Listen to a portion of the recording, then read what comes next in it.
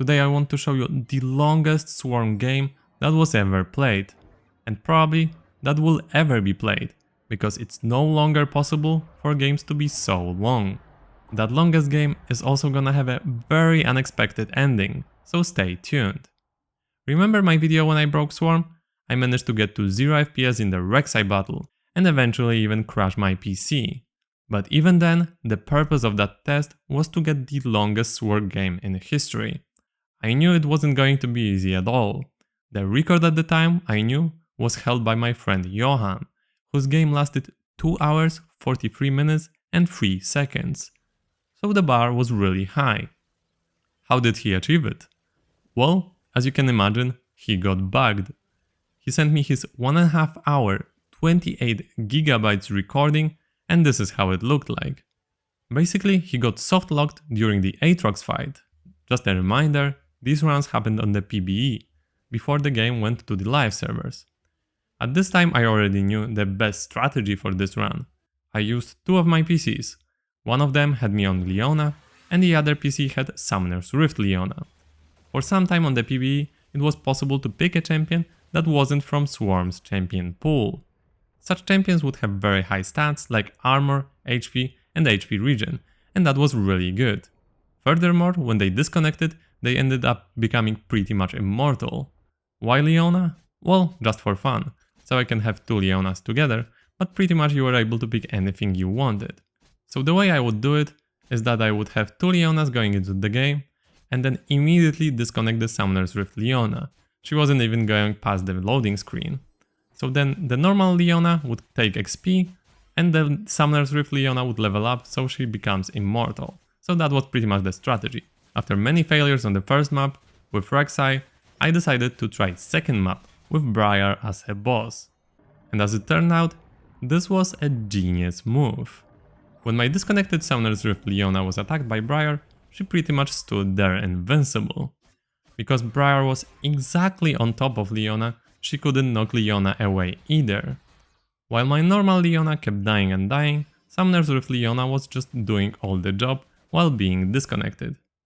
So then 1 hour passed, 2 hours passed, and then 3 hours passed. Shortly after 3 hours passed, this thing happened. Yes, you saw it right, I got the automatic victory. You can see Briar is pretty much still with full HP. So how did we win? Well, it looked like Riot had a system that would give you a victory after a certain period of time. But maybe it was just some blind luck.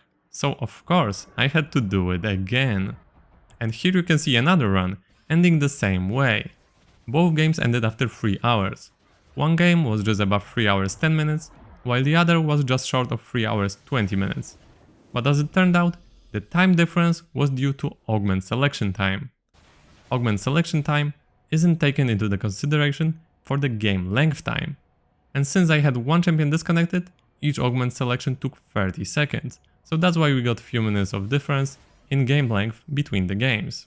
So now let's have a look at match history. We can see that both games ended exactly after 3 hours, 1 minute and 42 seconds. I looked at this number and I immediately thought to myself that it looked familiar. Of course, it's a pi number. When we round up pi number to 3 numbers after the dot, it's going to be 3.142. 3 hours, 1 minute and 42 seconds. They probably could have made it 3 hours, 14 minutes and 16 seconds to be even more precise, but maybe they didn't want to round it up to 4 numbers after the dot.